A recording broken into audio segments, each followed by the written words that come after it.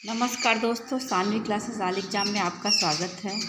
मैं विभा। आज हम क्लास 6 का इतिहास एनसीईआरटी पाठ 5 छठी शताब्दी ईसा पूर्व का भारत धार्मिक आंदोलन का अध्ययन करते हैं। Please subscribe my channel. आइए स्टार्ट करते हैं। वैदिक काल के अंत तक धार्मिक क्रियाकलाप धीरे धीरे कठोर एवं खर्चीले होते गए। अब यज्ञों में पशुओं की बलि भी दी जाने लगी। चमत्कार और ढोंग ढकोसला का बोलबाला था। वेदों की संस्कृति भाषा जन समाज के समझ में नहीं आती थी। वर्ण व्यवस्था अब कठोर जाति व्यवस्था का रूप ले चुकी थी। पुरोहितों के द्वारा पूरे समाज को ऊंची और नीची जातियों में विभाजित कर दिया गया। इन कारणों से समाज में पूर्णतः असंतुलन की स्थिति आ गई। ऐसी बदलती परिस्थितियों में लोगों के विचारों में बड़े बड़े बदलाव आ रहे थे। सभी के मन में तरह तरह के सवाल उठने लगे। सिंधु घाटी के बाद छठी शताब्दी ईसा पूर्व में जाकर पुनः नगरों का विकास हुआ। इससे पहले की संस्कृति ग्रामीण संस्कृति थी। इसे इतिहास में द्वितीय नगरीकरण के नाम से जाना जाता है। इन जिज्ञासाओं के लिए उन दिनों कई लोग जंगलों में आश्रम बनाकर रहते थे। उन आश्रमों में से तरह तरह के प्रश्नों पर चिंतन मनन करते थे। वहां आने वालों से वे चर्चा करते थे और अपने पास बैठाकर दूसरों को सिखाते थे। जो लोग आश्रमों में रहते थे वे ऋषि मुनि कहलाते थे। इन ऋषियों ने मृत्यु के बाद के जीवन के बारे में चिंतन कर बताया कि आत्मा या ब्रह्म कभी भी नष्ट नहीं होता। आत्मा ही बार बार जन्म लेती है और कठोर तपस्या के द्वारा ही इनका ज्ञान होता है। आत्मा जब ब्रह्म से मिल जाती है तब मानव को संसार के कष्टों से मुक्ति मिल जाती है। आत्मा का ज्ञान ही परम ज्ञान है। ऋषियों के यह विचार उपनिषदों से मिलते हैं। उनमें से छांदोग्य उपनिषद की एक कहानी है, जिसको मैं पढ़ूंगी नहीं, आप देख लीजिए।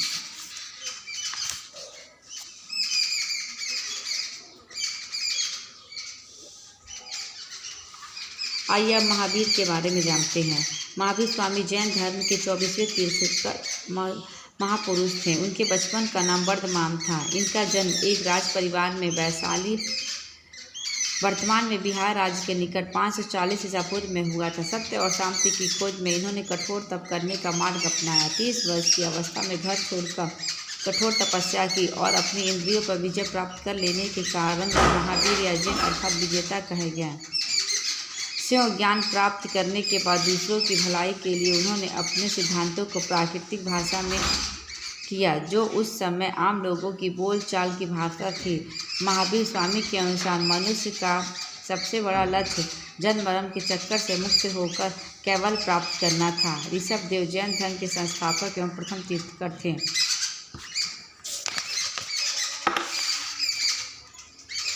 जीवन के विकास के लिए उन्होंने मन, वचन और कर्म से शुद्ध रहकर 3 बातों को मानने पर विशेष बल दिया। पहला, सही बातों में विश्वास, सही बातों को ठीक से समझना, उचित कर्म।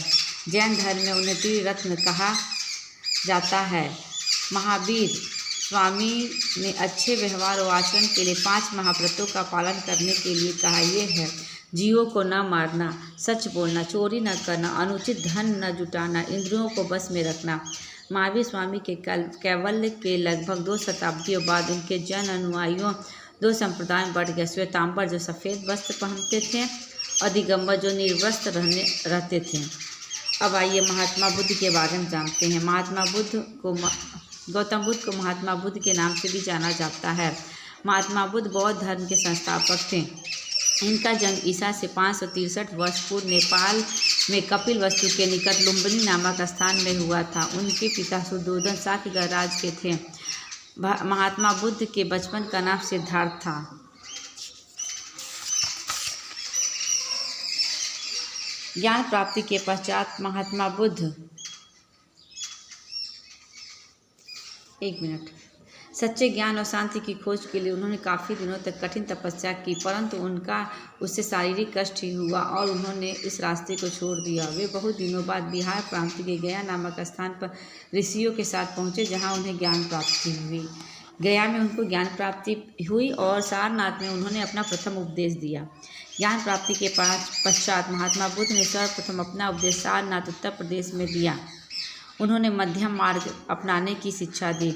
इसका अर्थ होता है विलासिता और न तो कठोर तप। महात्मा बुद्ध ने 4 आर्य सत्य को माना है। पहला दुख है, दूसरा दुख का कारण है, तीसरा दुख दूर करने के उपाय भी हैं, चौथा दुखों के दूर करने का उपाय दृष्टांतिक मार्ग है। उन्होंने अष्टांगिक मार्ग भी अपनाया। इसका अर्थ सरल मानवतापूर्ण व्यवहार के नियम हैं। जीवन को सुचारू रूप से चलाने के लिए सही सोच होना, सही बात और कार्य करना, सत्य बोलना, अच्छा काम करना, अच्छे कार्य द्वारा जीविका अर्जित करना, मानसिक और नैतिक उन्नति के लिए प्रयास करना, अपने कार्य व्यवहार पर हमेशा नज़र रखना, ज्ञान प्राप्ति के लिए ध्यान केंद्रित करना। महात्मा बुद्ध ने दुख से छुटकारा पाने को निर्वाण कहा है। उनके उपदेश से मानव सोच में बहुत बड़ा बदलाव आया। उनके उपदेश पाली भाषा में थे। जहाँ महावीर स्वामी के उपदेश प्राकृतिक भाषा में थे, तो वहीं गौतम बुद्ध के उपदेश पाली भाषा में थे। उन्होंने बताया कि व्यक्ति का अच्छा और बुरा होना उसके व्यवहार पर निर्भर करता है, न कि जाति पर। महात्मा बुद्ध की मृत्यु, जिसको महापरिनिर्वाण बोलते हैं, कुशीनगर उत्तर प्रदेश में हुई, जो गोरखपुर जिले में है। इन घटनाओं और उनके सदाचरण से आम लोग अति प्रभावित हुए और दूर दूर तक उनके अनुयायी हो गए। 2000 वर्ष बीत जाने के बाद भी महावीर स्वामी और महात्मा बुद्ध के विचारों का अनुकरण आज भी हो रहा है। सोचो, यदि वे कहते कुछ और करते कुछ, तो क्या उनके ज़्यादा अनुयायी होते हैं। महात्मा बुद्ध के निर्वाण के कुछ शताब्दियों बाद उनके बौद्ध अनुयायी 2 संप्रदाय में बढ़ गए, यानी हीनयान और महायान। ये भी जान लीजिए, भारत की अहिंसावादी छवि इन्हीं कारण हुई। इन धर्मों के आने से शाकाहारी संस्कृति को बढ़ावा मिला। ये धार्मिक, लोकतांत्रिक और उदार थे। संगठित धर्म पर जोर बढ़ने लगा, जिसके कारण इन धर्मों का प्रचार दूर दूर तक होने लगा। इनके संघों में महिलाओं के प्रवेश के साथ साथ उन्हें ऊंचा स्थान दिया जाने लगा।